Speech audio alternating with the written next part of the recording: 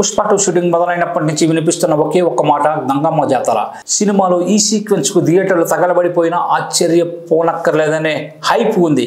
బన్నీ అమ్మవారి గెటప్కు పూనకాలు వస్తాయని చిత్ర unit చెబుతుండగా teaser ట్రైలర్లో ఈ ఎపిసోడ్ సంబంధించిన షార్ట్స్ హైలైట్ గా నిలిచాయి.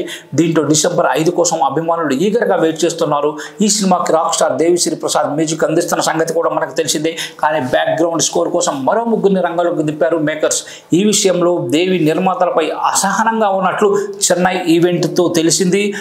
తమన్ పుష్ప 2లో తాను కూడా ఒక భాగమని చెప్పగా ఎస్ఎస్ తమన్, ఆశీష్ లోగ్రా, సామ్ సిఎస్లకు ఒక ఎపిసోడ్ ఇచ్చి బ్యాక్గ్రౌండ్ స్కోర్ కొట్టిస్తున్నారు. తాజాగా సామ్ సిఎస్ కూడా క్లారిటీ ఇచ్చేశాడు. దీనిపై తాను పుష్ప 2కి వర్క్ చేస్తున్నట్లుగా సోషల్ మీడియాలో ఒక పోస్ట్ పెట్టాడు. అది కూడా కీలక ఎపిసోడ్ గంగమ్మ జాతరకు వర్క్ చేస్తున్నట్టుగా బన్నీ జాతర సీక్వెన్స్ గెటప్ అని పోస్ట్ చేశాడు. మామూలుగా అయితే దేవిశ్రీనే ఈ ఎపిసోడ్కి మ్యూజిక్ అందిస్తారని అంతా భావించారు. కానీ ఇప్పుడు ఈ కీలక ఎపిసోడ్ని సామ్ సిఎస్ బ్యాక్గ్రౌండ్ మ్యూజిక్ ఇస్తున్నట్లుగా క్లారిటీ వచ్చేసింది. ఇది దేవితో పాటు ఆయన అభిమానులకు షాకింగ్ న్యూస్ అని చెప్పాలి. రీసెంట్గా కిరణ్ అబ్బవరం కా సినిమాకు సామ్ సిఎస్ సూపర్ స్కోర్ ఇచ్చాడు. అదిరిపోయే జాతర సాంగ్ కూడా ఇచ్చాడు. దీంతో ఇప్పుడు పుష్ప 2లో కూడా మా జాతర ఎపిసోడ్ను సామ్ సిఎస్కి ఇచ్చినట్టుగా చెప్పవచ్చు.